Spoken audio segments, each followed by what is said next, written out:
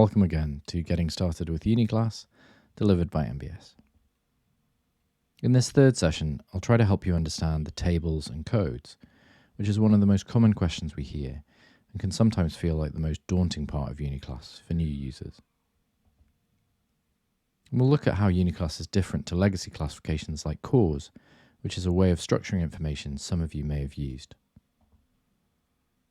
In this first part, let's look at the structure of the Uniclass tables and some of the relationships between them. The use of the word table in this sense is like the periodic table of elements, arranging things into logical families and groups that place similar things together. So why do we need tables at all? Well, you could make a long list of every single piece of equipment, every activity, information type, role, and item across the whole of the built environment. A-frame ladders, agendas, air conditioning systems, and so on. But it would be impossible to navigate. The list would be unmanageable, and every time a new thing was added, other things and other codes would probably need to shift. And if you were looking for codes for, say, all the activities required for your asset, they're mixed in with all of these other things. Instead, it makes much more sense to group things together logically, to help you search and find them. These are a few of the tables in Uniclass that assemble things into logical order and can be browsed independently.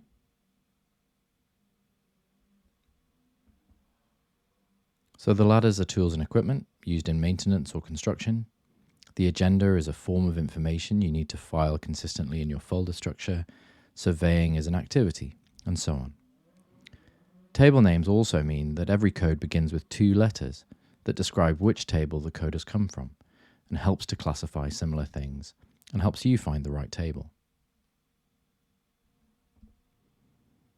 Currently, there are 12 tables in Uniclass to group similar things together, arrange them consistently, and make browsing easy. There's tables for classification of the things that make up the built environment and its activities, and supporting tables for information management. There are proposals for additional tables too, which I'll mention in the next session. 7 of the tables are ordered as a hierarchy, if you imagine this triangle or pyramid, which helps users classify at all scales, from high-level concepts like a hotel complex or road network, to small products like staples or clay bricks, and everything in between. So complexes can be large or small, but cover the entirety of many entities operating and linked within them, like this road network. Entities are then the individual parts of a complex, for example a bridge or tunnel, that will be made up of many parts. So buildings are often entities, but also wind turbines. Spaces and locations can be enclosed rooms or open areas, and locations are often part of linear infrastructure, like this railway junction, places that can be described with names or by the activities that take place within them. In fact, all 3 of these tables are often described by the activities that take place: teaching and university lecture theatres, or car maintenance and a private garage. So we can think of activities as spanning across these 3 tables as a different way to classify what exists or what needs to be accommodated.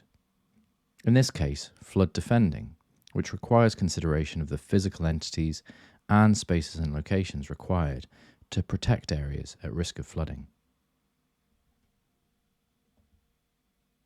Elements tend to be parts of an entity, such as a wall, roof, floor, or bridge deck, but this table also includes functions like space heating and cooling, which can be considered in general terms for asset survey or design purposes.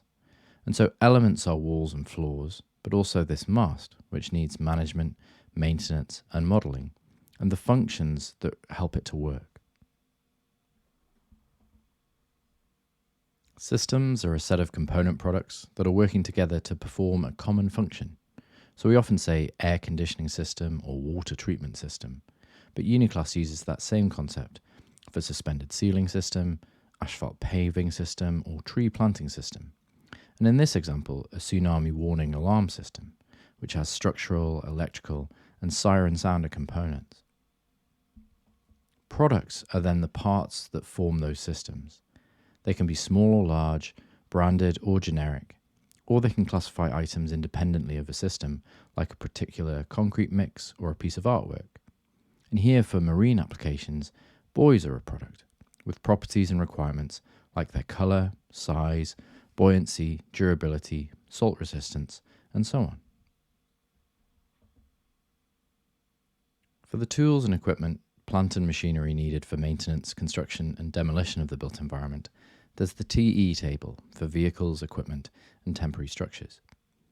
In addition to these tables for parts of the physical world, there are also tables to support information management processes, project management, and communication, like the roles involved in the asset lifecycle or the forms of information required for exchange, and the PM table, which is specifically referenced in BIM guidance for the classification of information containers.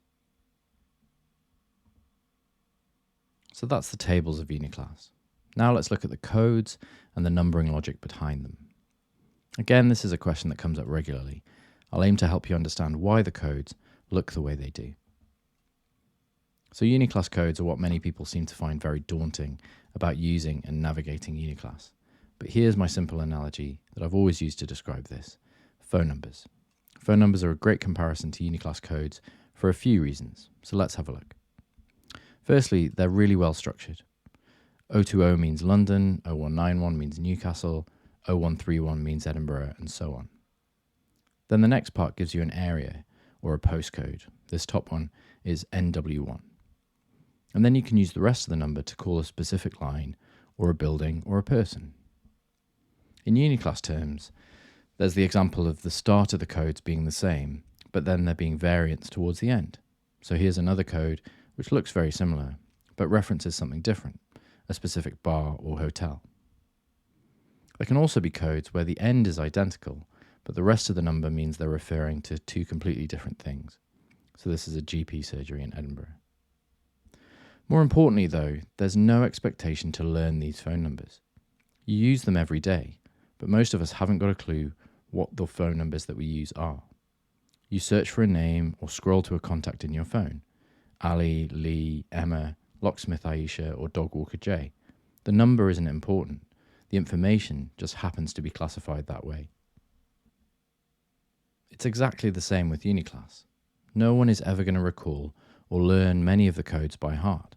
And with the search functionality, references, and linkage, you can think of the codes like you would look up a phone number or a map reference, so you can use plain language terms when searching. To explain this further, here's a way to show you the clear and logical structure to Uniclass codes. The first part tells you which table it comes from, and therefore what the thing is, and then it's groups of 2-digit codes, getting more descriptive and specific as we move through the coding. So in this case, we have SS55.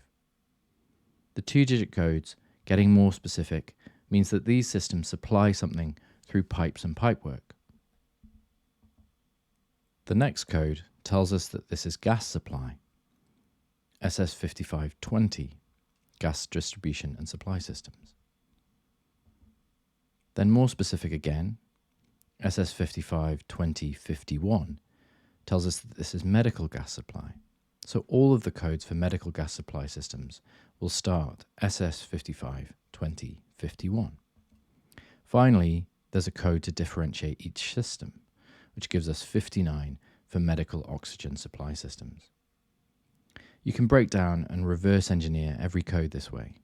By looking at the 2-digit codes at each level, it will reveal the table and what it describes. The reason for the 2-digit codes is that at every level, there are 99 codes available for the classification to use, and so a vast amount of scope for expansion and the future of the industry. The codes won't always be 4 sets of digits. Some tables may only go down to 2 levels, whereas something like the systems or products table contain many thousands of codes, and so use the full length of the codes for those items. That also means there can be broad consistency across the tables. For example, 35 at the beginning of these codes means that there's something to do with medical, health, welfare, or social care.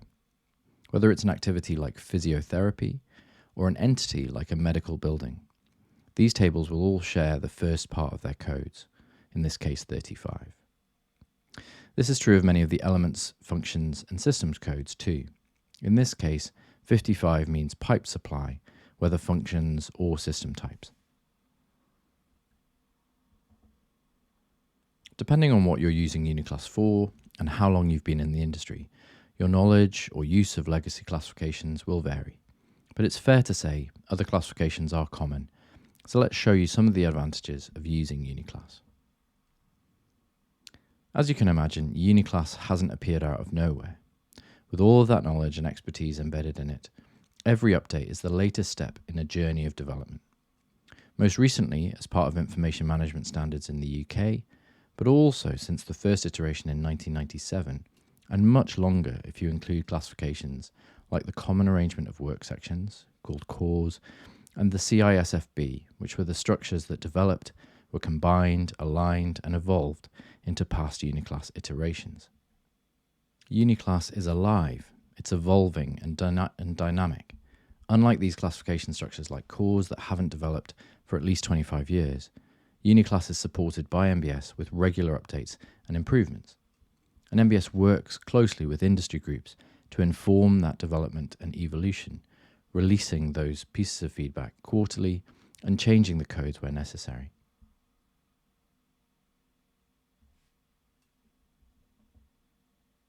In terms of using products and systems, one of the questions we get asked most often is about mapping between cores and Uniclass. And there's a reason it's not as straightforward to display or provide that. That's because one of the aims behind the Uniclass project and the reclassifying of a lot of the items that you might have used in cores was to have a single classification to represent each thing in the built environment. But also this systems-based approach, which allows you to link just about any product you need. So sometimes you'll get a code or product which is a one-to-one mapping, like this daylight pipe here. But in the vast majority of cases, the content was merged and edited from many, many classifications. Look at all of these sections that include information on cement mortar. Depending on which clause you used for your information, or which of these classifications were in your literature or record keeping, it's a manual effort to restructure that information into Uniclass.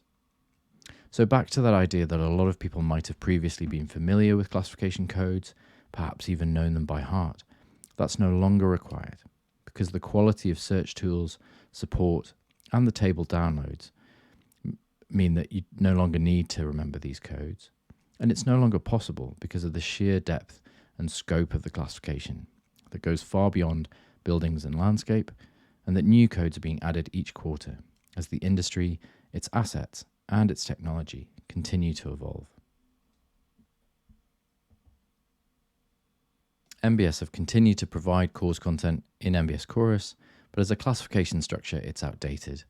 It cannot handle digital processes, it's no longer updated, and the future of infrastructure and the wider industry of asset management is not covered. Here are some key advantages of Uniclass over legacy classifications you may have used. Uniclass covers far more scope and activity than any of the traditionally buildings or architecture-focused classifications in the past, and many more parts of the life cycle of assets too, for asset management and innovation. Cores was work sections based, putting together content for trades, delivering bits of work in a very traditional view of the built environment, without a home really for asset management, systems or product information, project information, or to verify outcomes and performance. In specification terms, in Uniclass you can provide project management requirements, specify performance and installation at a system level, specify products and their properties accurately before associating them with a system, and define activities like surveying and demolition. Finally, it's entirely digital. This isn't a book that's going to go out of date. The new Uniclass web tool has been built to improve the searchability and usability of Uniclass, making it easier to navigate than ever before, apply to asset development, and also to provide the support and guidance that you need. Hopefully you have a clearer understanding of the tables and the codes now and what they mean. In the final session, we'll look at some of the examples of Uniclass being applied for real assets and real projects in the UK and around the world. See you in the next session.